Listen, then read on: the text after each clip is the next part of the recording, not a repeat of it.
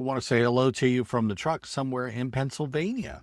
Also, if you would like to talk to me in person, you can make an appointment to talk to me. Email me. We put out some videos. I've put out some content about different things that are going on. If you got questions, ask a question about team trucking, about expediting, about the type of work that we do. Where are you at? Tell me where you're checking in from. If you got a question, put it down in the comments and I will try to answer it.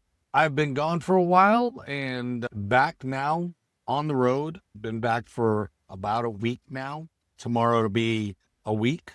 And did a couple of loads. We deadheaded from Columbus to Kansas City, picked up a load in Kansas City, took it to New York City, which was fun unloading on Madison Avenue with the United Nations Summit was going on. Yeah.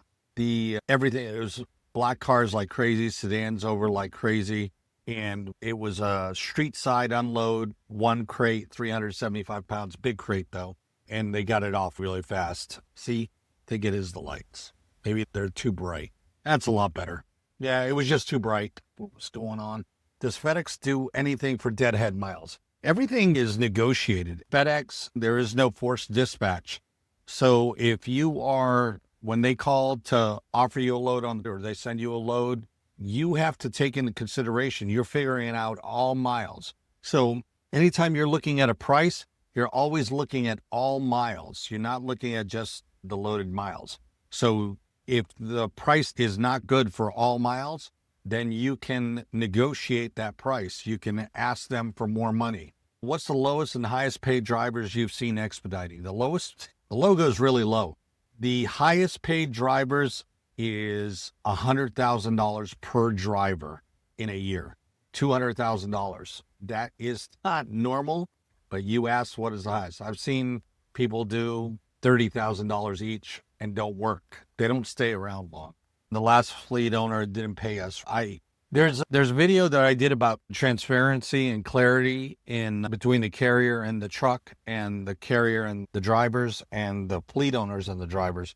And for every load that you do, there's a line item that says every single piece of pay that so it says here's the pro, or here's the load number, and then it says here's the fuel surcharge, and then it says tolls, and it says 0%, and it says deadhead, and it says loaded, and it says what that pay is. And if the whole team is getting 40%, it'll say 40%.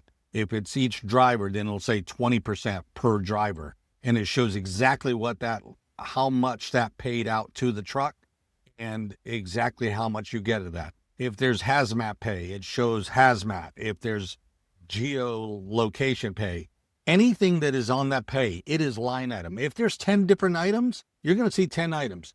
The transparency is 100%. You're going to see every single piece of pay. If you are not seeing that, then I'm not saying you're being cheated, okay? He wouldn't let us accept loads. Panther had to call him. Okay, that is forced dispatch. In a 1099 position, which we are, you're independent contractors, there is no forced dispatch. You can ask us what you think you should do, what this load should pay, but ultimately, the decision is yours. You have to decide to take a load. It's your choice. That is the biggest difference between what we do and what other people do. I have heard that there are owners out there dispatching their drivers and telling them what loads, and it's my truck and I'm going to decide. That is not right. Let's see. There are shady owners. It's totally transparent. And man, I just do not feel comfortable sitting here with my legs crossed. I'm sitting on the bed. Dewey Brooks, what would you say is the percentage norm for an owner operator to receive from a carrier compared to a fleet driver? Okay. So that's somebody that's leasing. That's what we do. So the fleet, as the owners of the truck, we lease the truck to the carrier. I've seen 60 to 62%. And I think at Landstar, they pay a much higher percentage. But out of that percentage comes the broker cut. So you have to figure out your net of what you're getting paid out of that higher percentage over at Landstar, because that is different. So if you came over here to drive for us, and let's say you're just a driver and you have a teammate, we're going to cover all of the costs of the truck, all of the fuel, all of the tolls, all repairs, everything. And you're going to make of the revenue that the truck makes.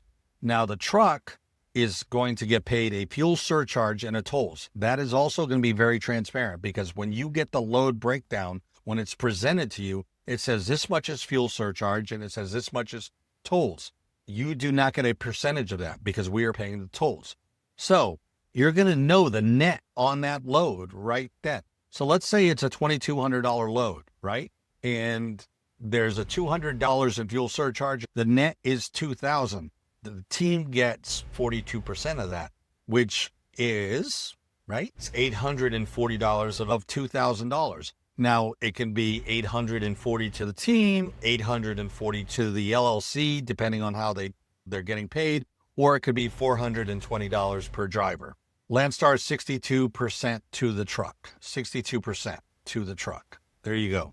If you tap on total load pays, the screen will pop down and give you a breakdown of the fuels. Yeah, I can show that.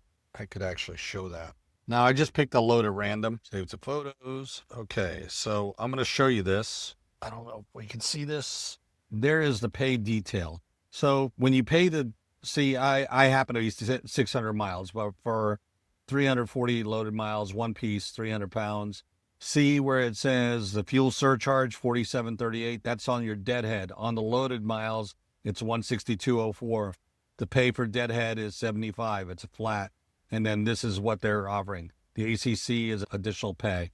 So that load total, when it shows to the truck, let me zoom in. So that's the total on the load.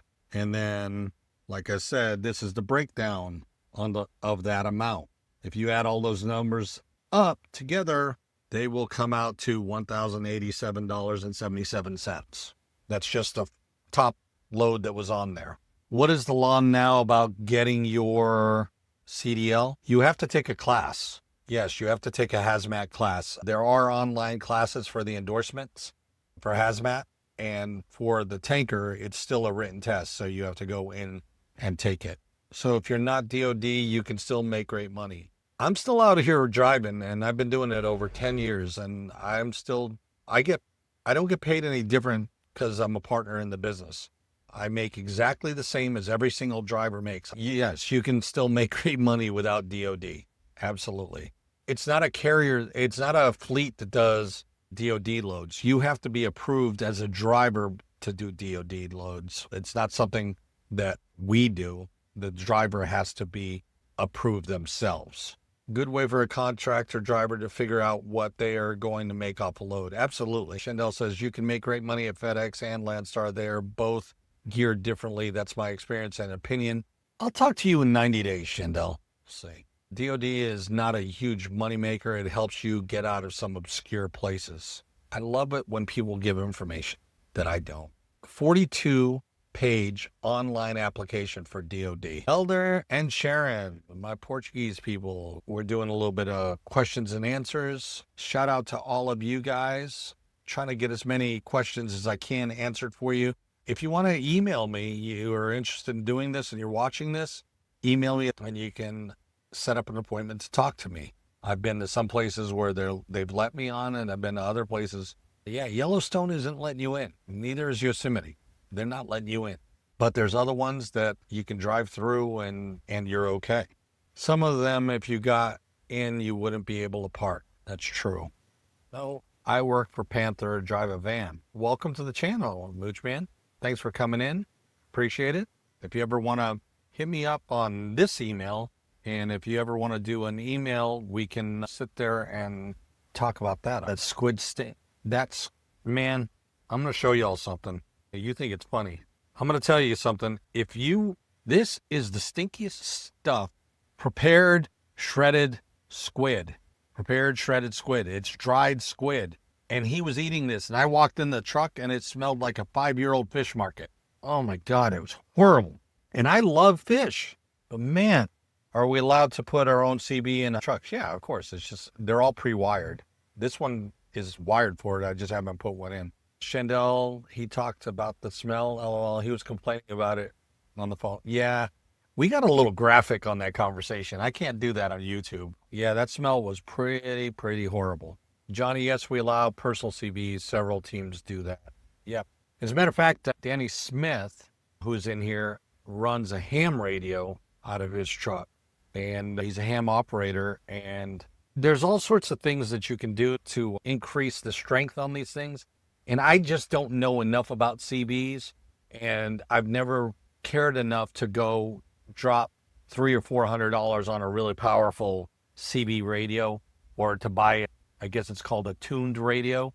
I've never done that. So Larry Kinnear is another one. Larry, he knows all about the tuned radios, and he tried to explain it to me. And I'm just one of these people, I can figure it out, but if I'm not actively watching it and learning about it and going on YouTube and figuring it out, it's one of those things that I just don't understand and know enough about and don't feel comfortable talking about. This is actually my truck driving channel where I post everywhere I go. Make sure you guys go over there. I spread the love. I don't care. I don't care if you get a shout out on my channel.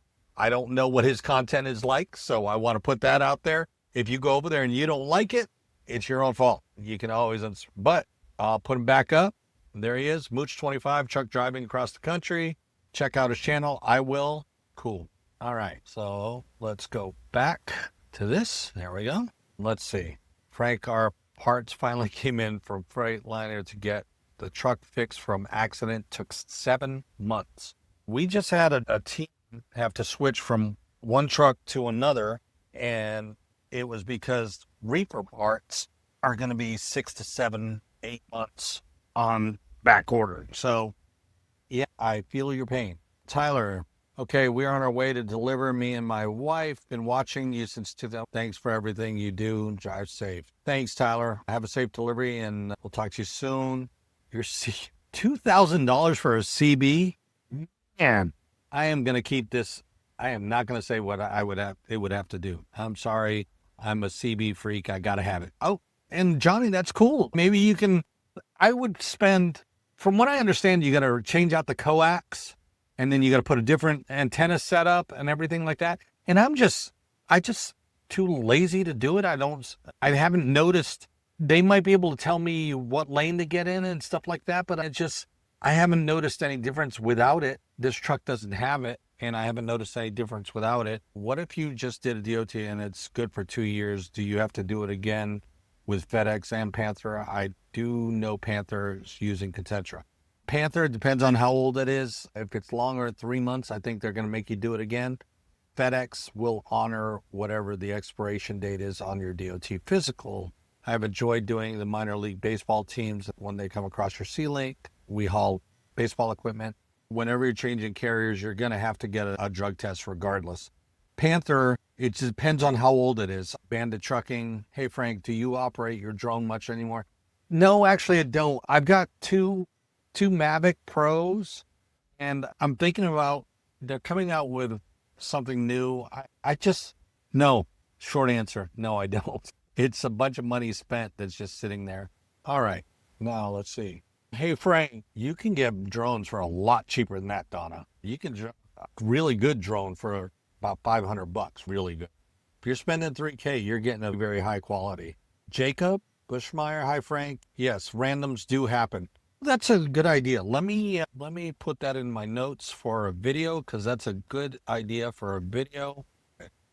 They make some really small ones. The FPV is first person view is really cool. That's something I'd want to do it.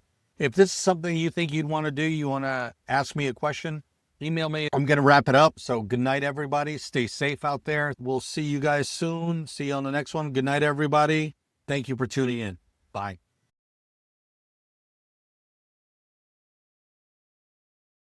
Hey, thanks for watching the video. I hope that you found some information that you could use.